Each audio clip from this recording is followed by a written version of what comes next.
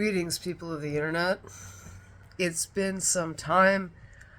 I am doing this very spontaneously because I just experienced my first full blown autistic meltdown at age 34. So, never let anybody tell you that it's too late for things to happen, for you to experience new and traumatic horrors. Haha. Oh, it's great. So, what happened was I was already feeling anxious just because I have anxiety. And my dude, uh, my dude and I took a walk. Started feeling better, and he was like, "Let me take you to lunch." He was like, "I just got a bonus. Like, let's celebrate. I'll get you a lobster roll." And I was like, "Yes, please." But we both forgot that there's like this huge wine festival going on in the same neighborhood where the place that has lobster rolls is. And it was nerve-wracking, but we parked, we got into the lobby of the restaurant, and as we came in, this is like a fancy place, and I don't look very fancy most of the time, and some guy just gave me kind of a dirty look as I was coming in, and that made me feel bad anyway. And then we asked for a table for two, and they said, well, they were only doing the raw bar and drinks, and neither of us drink. So we left, and there were just so many people. Like, I've lived in New York City. I used to live in Manhattan. But I think it's just that I wasn't prepared.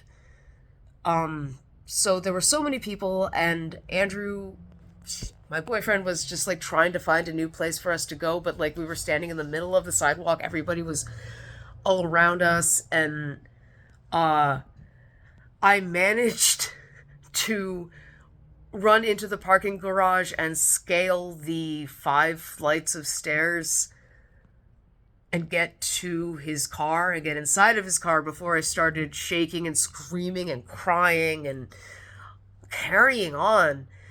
And I kept doing that the whole ride back to my apartment, like screaming and crying. And then like the traffic was awful, and then there were sirens because there had been an accident, and I was just like sitting in the passenger seat with my head between my knees, like my hands in my hair, rocking back and forth, screaming and crying.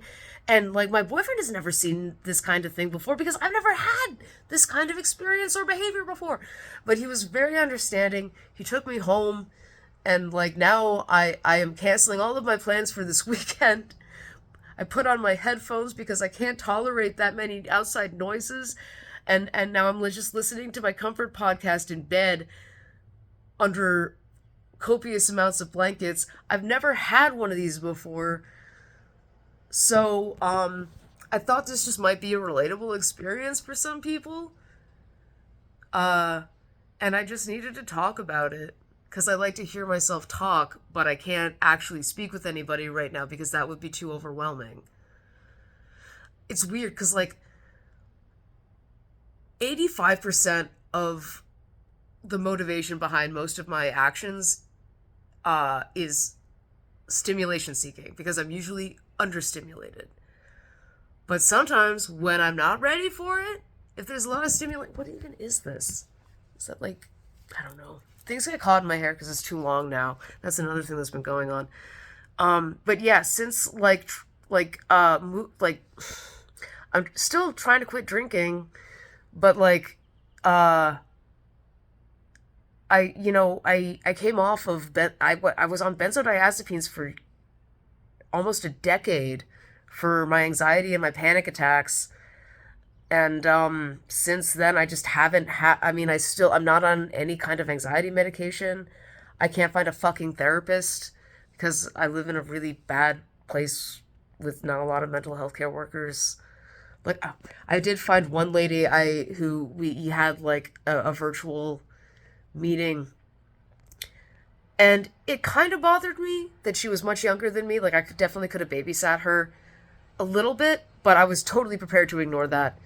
But like I asked what her specialties were, like what she specialized in, and it's like depression and just like people who just need a little help getting by. So you don't do EMDR. Don't do EMDR. Trauma, not really in her wheelhouse. Personality disorders, definitely not in her wheelhouse. Self harm, fucking suicidal stuff, not in her wheelhouse. So, like, I've tried that twice, like, gone to therapists who, like, I knew that they didn't specialize in my kind of thing and that some of them like one of them turned out to be really transphobic and the other one told me that my trauma made me stronger and the abuse and like the beating that almost killed me and left a calcium deposit on the back of my skull and me with 1.5 front teeth, the other half somewhere probably between floorboards on a porch in Vermont. Anyway, I gotta find a therapist and I gotta talk to my horrible nurse practitioner about maybe trying something for anxiety. Then again, like, she made a mistake when she started prescribing for me, saying that I take the one of the antidepressants that I take twice a day was only for once a day, so I kept running out and not realizing why. And so I contacted her about it when I realized why, and she said she was going to fix it, and she didn't. Um, so that's another clusterfuck. But yeah, I don't know. Like, I haven't made a video in a while, and I think my shtick is like relatable mental like experiences with mental illness and with mental illnesses that I have. I don't know, but it's weird. The autism thing,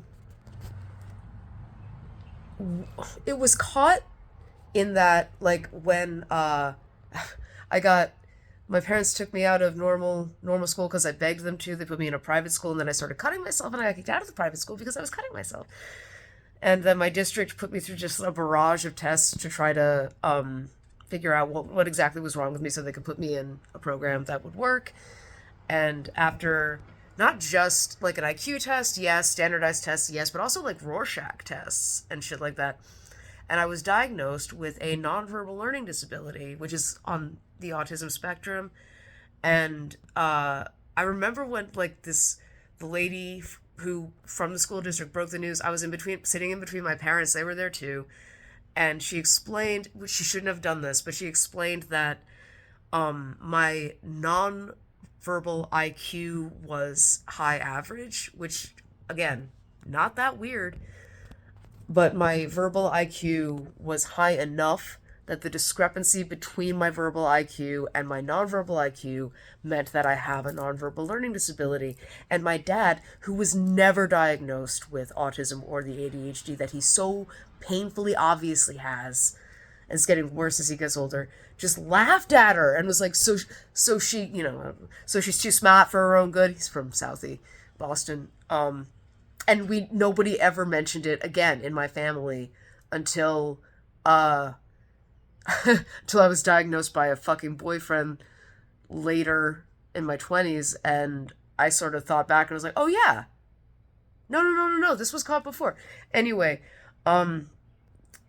overstimulation has happened to me before, and like I've had panic attacks and stuff before, and I've gotten really nervous in crowds and stuff before, but just never, it was never that bad. So that's fun. There's just a lot of aspects of my mental illness that are coming to the forefront now that I'm not using chemicals as much to, uh, self-regulate and keep my mood stable. I still use weed though. I'm gonna go do that right now, actually. Okay, I love you, internet. Bye.